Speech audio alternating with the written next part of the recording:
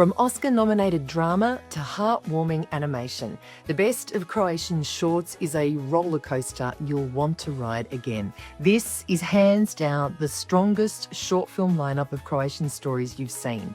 Real, bold, unmissable. We begin with The Man Who Couldn't Remain Silent, an Academy Award-nominated powerhouse based on a single act of courage that will leave your heart pounding. Then comes Stane, a deeply moving American-Croatian drama exploring identity, belonging, and the emotional ties that bind us.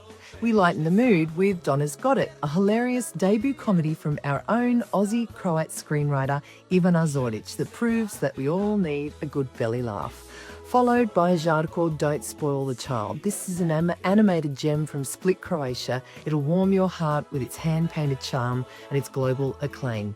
And we finish with our very own Unspoken, which sold out at last year's festival and is now a multi-award-winning short, globally acclaimed and Oscar-eligible. It's raw and it's unforgettable. Every ticket to the festival puts you in the draw to win a trip for two to Croatia with a guided tour of Dubrovnik, Korčula and Stane. So don't just see one session, see three, including this one. I promise you, you will not regret it.